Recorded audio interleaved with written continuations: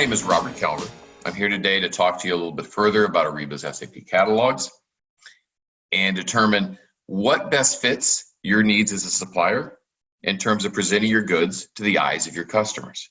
It's important that you look and think about this from a customer perspective, because essentially this is your viewpoint into the customer, their viewpoint into you. And it's key to make sure that you have all key attributes, things such as images, good description, searchable context, pricing, and think about it the way your user will shop. Are they individual users? Is that a person that's going to buy from you once? So really they're searching and they're looking for the widget, and it's best that you find and present out the widget the best way possible. Are they commodity managers that buy from you every day? Or is it a mix of both? You have to think about that when you're trying to provide a catalog to your customers. Also, you need to think about, where do they really engage in the process? Are they starting with your sales team, talking to them, building out a quote, and then they come in and want to make the purchase through the Ariba network? Are they starting right off with the Ariba network and trying to find the goods and services? Or do you think they're probably going out to Google, searching for what the best monitor is, and then being able to find and determine what monitor they want to buy, and then they come into Ariba to make the purchases? You need to kind of reel it down, because each of those types of searches will come back from different ways. They're looking for a quote. They're looking for a part number if they came in off of Google. Or if they're coming through Ariba, they're probably looking for keywords. You need to think about those aspects. You also need to think about where that user is. Ariba is a tool that is desktop focused and has been historically for the last 2 decades, but also has mobile interfaces. Mobile interfaces that allow them to be able to take it from your phone. Well, that's a different type of searching. Different keywords, different functionality is offered for that today. And that's going to be much more about a local catalog than it is about a punch-out experience that we're going to be talking about today. You need to blend all these factors. And I bet you don't fit into just one of those categories. You may fit into all of them. And you need to think about that as you're coming into here. Other considerations that you need to think through. What are you actually selling? Is it just simple goods, pens, paper, things bought off a shelf? Are they services, either complex or simple? You know, I'm buying something over time. I buy a monthly service, but then I'm buying, I pay monthly fees, but then I pay per unit of gas or fuel or whatever type of item that comes off of this. Is it both sold by unit, by the truckload, by a quote, by month, by milestone, by seat? Because maybe you're doing it and you're selling it for 200 seats, licensed to software. All of these need to come back, because at the end of the day, your catalog is the same way you're going to receive your orders. So you want it to be able the way that you can either integrate into your system or swivel seat into your system efficiently. It's also the way you invoice. And if you want to be able to invoice faster, automate your solutions, get paid faster, if you can provide an invoice back that matches that PO, it all happens faster. So all these things are interlocked, and I always argue that all things through that process trace back to how they source and the content that's used for creating that purchase order. And then today we're going to talk about a couple options here. Let's begin with the most recent, the newest experience on Ariba is something called guided buying. We have 2 user interfaces. One's procure to pay, or P2P. The other one is a guided buying user interface, and that's been around for a few years. And about plus or minus, we'll just say half our customers are using each platform currently. Different types of user interfaces, but your same catalog feeds into both the same ways. But you need to understand the nuances, okay? Because our guided buying experience is very tile structured. In other words, you come into the UI and you'll see it in the far bottom right, and it doesn't need to be more detailed in terms of the spec, because it shows you right at the top of search engine. And that's how many people come in and find their products. But there are also tiles underneath here that are intended by the buyer or the buying organization to kind of customize that experience.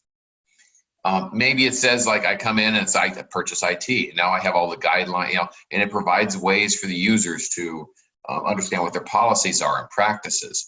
And maybe it has links out to their preferred suppliers. So you should be asking questions to your buyers and your purchasing departments about how they have customized and made guided buying very unique to them. Are there things that you need to know about from a supplier perspective that makes it more efficient in their world?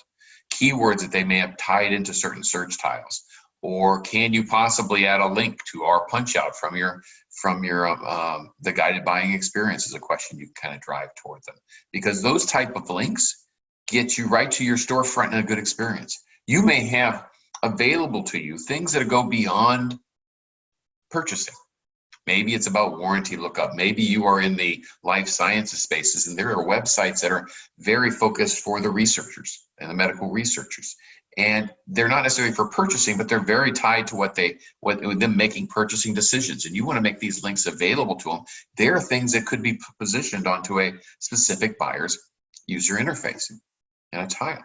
So you need to think and talk through it. Maybe even have them show it to you so that you can get a feel for how they've customized.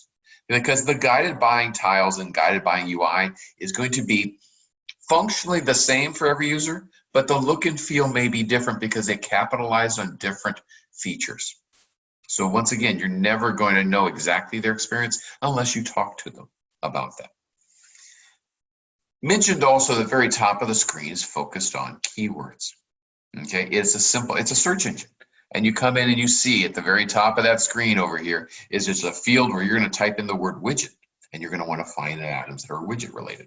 That's no different than what you do on your personal websites. No different than the P2P experience was doing as well. You type in keywords and you find back results. And those keywords are going to be a function of what you have in your catalogs. Okay, we're going to talk more about Punchout today than local catalogs, but we'll talk about them as well. Local catalogs, obviously, it's a souped up CSV file with all the attributes, whether it be 100 SKUs or 1,000 SKUs. But Punchout gives you different aspects as well. You have features like level 2, which Ariba has been talking about for years. Okay, and it gives you documentation, and you can read the documentation. But historically, what people think about with level 2 Punchout is that I'm going to provide a catalog of the 10,000 SKUs I sell, and then allow you to be able to click on them and punch out to those individual items inside my customers, inside the supplier's catalog. Still requires you to maintain a catalog, provide that out there to SKU level, but pricing and availability and configuration and other features are then available into your Punchout world. My point here is that there are other ways of addressing a level 2 Punchout to give you some best practices. One option is using the concept of aisle and shelf. As I mentioned earlier, SKU level is traditionally how people think about level 2, and that's sometimes harder to achieve and maintain as a supplier. Aisle and shelf, if you think in the grocery store example that this is, SKU is I'm going to find the toothpaste container from Colgate, and it's an exact SKU, and it finds right to that item. But maybe I'm looking for just toothpaste in general. And that would be a shelf. There's a shelf in the store that lands me onto your site at toothpaste. But then also it might be at an aisle level, and the whole aisle is for personal hygiene, and you can land on that page. So I argue that there's ways of achieving level 2 that might be more efficient for you and easier for you to achieve if you think about the breadcrumbs on your website. And the breadcrumbs historically are how you navigate down on your personal websites. If there's ways of linking to that, that may be an excellent way for you to achieve level 2 Punchout, so that the users can then search for items, find them, and then come onto your site, but not necessarily at individual SKU, but come onto your site at the toothpaste level or personal hygiene level, if you're following my mindset. Other ways of achieving level 2 Punchout. Is it with search integration? Okay. Now, typically when the first design, the SKU level pieces would drive in and find to a specific item and present out to that page. What some suppliers have done, and it's quite efficient, is that you use your search engine and the index file of that level 2 together. Now I'll stay with my toothpaste example. But maybe you've typed in that somebody searched toothpaste, and you have a line in your catalog that is, it says toothpaste. And what that does is when they punch out to that, it takes the word toothpaste and drops it into you drop it into your search engine. And now I'm seeing all the results once I land on your Punchout store of toothpaste with inside it. The development's a little bit easier usually for that type of feature to take advantage of. The important thing though is building out the proper index file around that. We'll talk more about that too as well. Another key thing to think about is quote integration. Is the idea that you may have the ability to present out quotes on your website, and maybe that's the place that you want to tap into in terms of allowing people to find and punch out to quotes that they may have received from you. Because I mentioned earlier, maybe the process started with a salesperson, and now all of a sudden, hey, I got a quote 1, 2, 3, 4, 5, and you want to be able to land them on that punch out site so that you can, on the quote page, so that you can retrieve quote 1, 2, 3, 4, 5. Let's also talk about options that exist within what's called a level 1 punch out. Whereas level 2 actually lands on your site at some level inside the detail inside your storefront. Level 1 usually lands up on the home page. Okay, that was the first introduction to Punchout. Been around. That's what 95% of suppliers are using today. What I'll argue is a couple things from a best practice perspective. Never use the Punchout SIF creator that's in Ariba. It's fine, and it does the job. But usually, what do you enter in there? You enter in Acme Punchout, and the problem with Acme Punchout is somebody has to search Acme Punchout to be able to find it. Not very searchable, not a good user experience, and we'll talk a little bit about that as well. About ways that you can drive toward, even if you're using level 1, drive the user experience to be able to be more optimized. Okay, and I'm going to also talk about why more than one line is important when you're doing a level 1 punch out, because of, and once again, it's experience. And let me kind of show you a little bit about what that's about. In catalogs, we'll do the 30-second version of SIF files. It's a glorified spreadsheet. Okay, nothing wrong with that. All the content's local. You're putting it inside the catalog. They can purchase it and send you across the purchase orders. Or it's great if you have 10 SKUs, 100 SKUs, 1,000 SKUs.